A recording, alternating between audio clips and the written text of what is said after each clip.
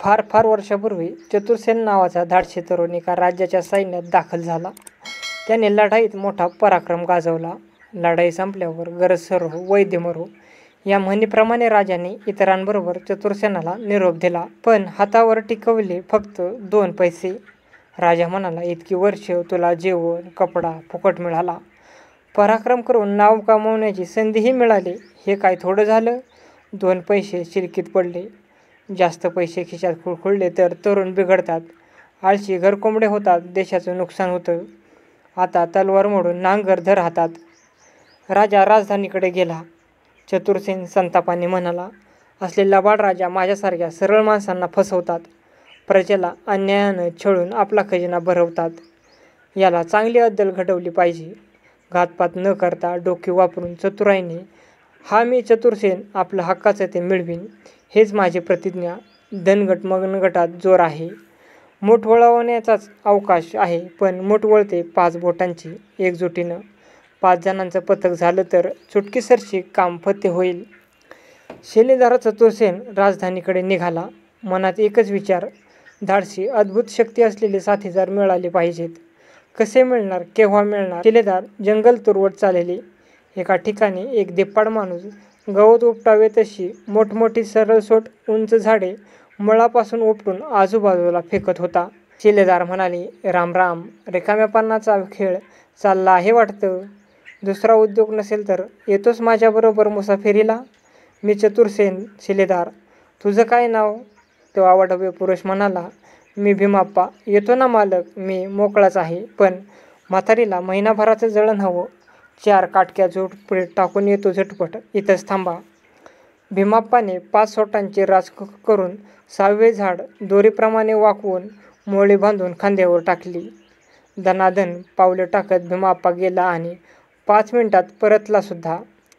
शिलेदार म्हणाले, पहिला सोबती, पहिला शिपाई गडी मिळाला भीमाप्पा. 1 2 चलो राजधानी. पुढे जाता जाता त्यांना एक ओसाड प्रदेश लागला. ऊन रणरणत होते. आभाळात कापसाच्या बोंड्या एवढे ढग नव्हता. मैलाचा टापत एक झुडुपके चिटपाखरूही दिसत नव्हते. तरी पण एका खडकावर बसून एक फाकडे निशाण बहाद्दर बंदूकवाले डावा डोळा मिटून बंदुकीचा नेम धरून बसले होते. चतुरसेनाने विचारले, काय राव, शिकार येणार की निसटली? हा भीमाप्पा, मी चतुरसेन. कोणतं सावज टिपता आपण? मला तर कुठं काहीच दिसत नाही. तोंड न फिरवता बंदूकवाले म्हणाले, नावाचे चतुर खरे, पण दूरदृष्टी नाही आपल्याला. मी टिप्पोजी, गंमत म्हणून हत्यार चालवतो. थांबा, तुम्हाला नाही दिसायचं? 3 मैलावरच्या माड्याच्या शेंडावर एक उपद्रवी विषारी माशी बसली आहे. तिचा डावा डोळा फोडून तिला एका डोळ्यानं आंधळी करायची आहे. ठो, आता ही गरगर फिरत दमून आपोआप मरेल. आम्ही विनाकारण माणसं मारत नाही, दुष्टांना जरब बसवतो. चतुरसेन म्हणाला, बस. असा जबरदस्त गडी हवा पथकात. टिप्पोजी होता शिलेदारांच्या सोबती. लुच्च्या राजाची खोड मोडूया. येतो? खांद्यावर बंदूक ठेवीत टिप्पोजी उभा राहून पुढे चालायला लागले. डोळा उघडून ते म्हणाले, नेम बरोबर मारायचा, एवढाच माझा नेम. चला, 1 2 3. निघाले त्रिकूट. थोडे दूर गेल्यावर जे दिसले ते विलक्षणच. रस्त्याच्या कडेला एक माणूस एका पायावर उभा होता. दुसरा पाय सांध्यापासून उखडून त्याने बाजूला ठेवला होता. गडगडल्यासारखे खो खो हसत भीमाप्पा म्हणाले, शर्यत मारल्यावर पाय दुखले म्हणून एक पाय काढून आराम करता वाटतं. काय तुमचं नावाचं तैमूर लंग? जरा किरकोळ काडी पैलवान दिसता. पाय उचलून हातात घेत तैमूर म्हणाला, तुमचं डोकं चाललं खरं. माझं नाव तैमूर. पळण्याच्या शर्यतीत कोणी भागच घेऊन देत नाही मला. दोन्ही पायाने धावलो तर विलक्षण गती येते, म्हणून मी नेहमी एक पाय काढूनच ठेवतो. चतुरसेन म्हणाला, मी शिलेदार चतुरसेन. तैमूर, होतोस माझा सोबती. शर्यतीत दोन्ही पायांनी धावण्याची संधी देईन तुला. येतोस माझ्या पथकात मुसाफिरीवर? सुटा पाया बंदुकीप्रमाणे खांद्यावर धरून तैमूर टिप्पोजीजवळ उभा राहिला. फेरफटका करायला मी एका पायावर तयार आहे. पृथ्वीला फेऱ्या मारून चला. चौकडी राजधानीच्या मार्गावर लागली. आता 4था सोबती हवा, असे शिलेदारांच्या मनात येत होतोच समोरून एक उंच लांबटांग्या माणूस येताना दिसला. डोक्यावर तिरकस वाकडी टोपी बसून तो तिरळे पाहत चालला होता. तो आपल्याच नादात घात आला तर अंगावर आदळेल असे वाटून चतुरसेन चिडून म्हणाला, अहो गवई, समोर पाहून चाला, तिरकी टोपी शोभते तुम्हाला, विचित्रच दिसता. तो उंच माणूस म्हणाला, विचित्रच आहे मी. नाव तिरकी टोपीवाले. नाकासमोर पाहून चालतो सरळ, पण टोपी सरळ केली तर काय होईल माहिती आहे? हवा एकदम थंड होईल. पाणी गोठून बर्फ आणि दूध गोठून आईस्क्रीम. टिप्पोजी म्हणाले, मजेदार माणूस दिसतो. गाणं ऐकूनच शत्रू घाबरेल. येतोस आमच्याबरोबर राजाचा समाचार घ्यायला? आपण या शिलेदारांचे 4 सोबती. टोपीवाले म्हणाले, हो जी शिलेदार, तुम्ही नुसता हुकूम करा की टोपी सरळ केलीच समजा. मजल दर मजल करीत पथक राजधानीत पोचले. राजकन्या लक्ष्मीचे स्वयंवर होते. राजाने जाहीर केलेला पण विचित्र होता.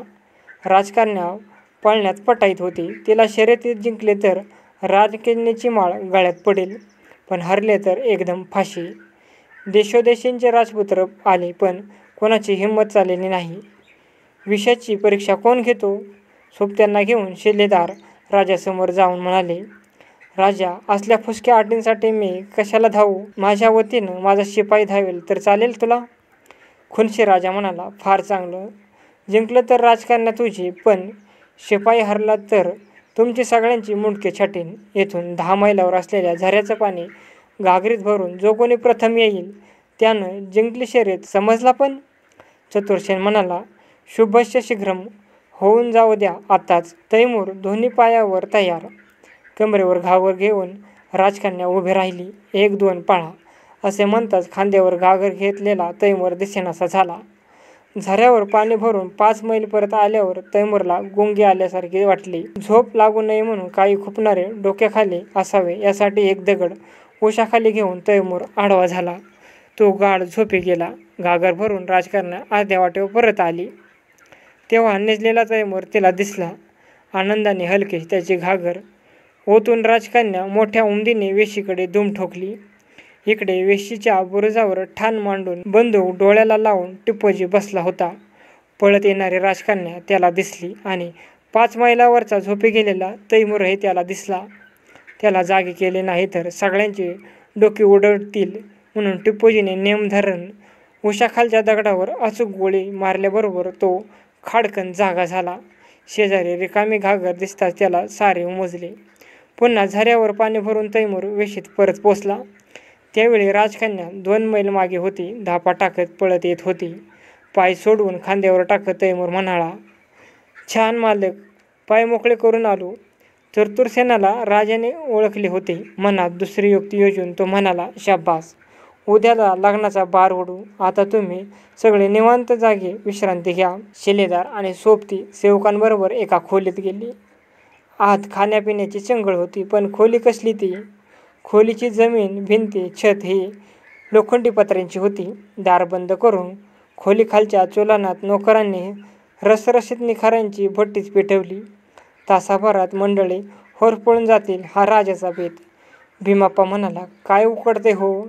चतुरसेनाने राजाचा काबा ओळखला. त्याने ताबडतोब हुकूम दिला, तुर्की तिरकस टोपीवाले, टोपी सरळ. टोपी सरळ होताच एकदम खोली थंडगार. टोपीवाले गाऊ लागताच घाबरून राजाने दार उघडले. सारे सुरक्षित पाहून तोच गहार झाला. पण लबाडतोर शेवटची युक्ती म्हणून तो म्हणाला, चतुरसेना, आता ओळखलं मी. चुकल्याची भरपाई करतो. हवं तितकं सोनं देतो, पण राजकन्येवर हक्क सोड. शिलेदार म्हणाले, कबूल. राजकन्येच्या मर्जीबाहेर नाही मी. माझा शिपाई खांद्यावर वाहून नेईल तेवढं पोतभर सोनं मला पुरेल. 8 दिवसांनी येईल माझा शिपाई.